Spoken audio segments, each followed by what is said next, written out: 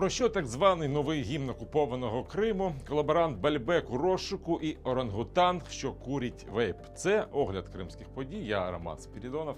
Поїхали. Окупаційна влада Криму готує новий гімн півострова замість офіційного, що існує вже 25 років. Навіть обрала найкращий, на її думку, варіант. Це твір на слова російського поета Іллі Резніка та музику колаборантки Ольги Кавітіді.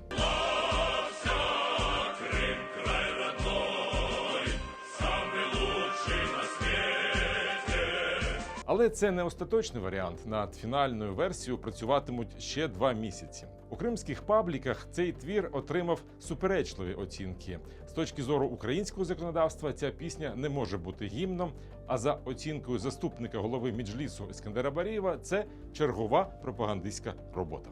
А ще один колаборант Руслан Бальбек опинився у федеральному розшуку. Колишнього віце-прем'єра російського уряду Криму та колишнього депутата Держдуми Росії від Криму звинувачують у шахрайстві. Деталі не повідомляються. У деяких місцевих ЗМІ припускають, що він ховається у Туреччині. Сам Бальбек публічно це не коментував.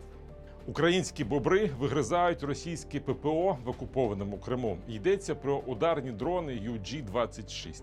ГУР показала, як вони нищать комплекси протиповітряної оборони росіян.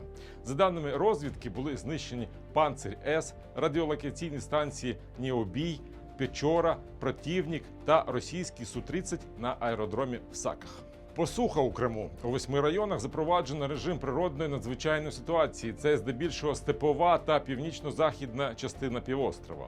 А тим часом на південному березі Криму, на горі Кастель, палав ліс. 8 гектарів гасили майже тиждень. Наразі загасили. Обійшлося без жертв. У сафарі-парку Тайган спортсменка із Сімферополя дала покурити вейп орангутангу і виклала відео у мережу. Анастасія Лучкіна, так звати цю дівчину, вже публічно вибачилась, пояснивши свої дії гонитвою за хайпом. Я прошу у всех прощения и обязую, что больше такой ситуации не повторится. Я искренне хочу продолжить свою спортивную карьеру.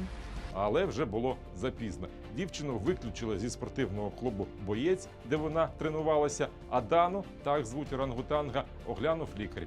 Кажуть, що з нею все добре. А на які події ви звернули увагу, пишіть у коментарях, ставте лайки та підписуйтесь на Крим Медіа. Побачимось за тиждень.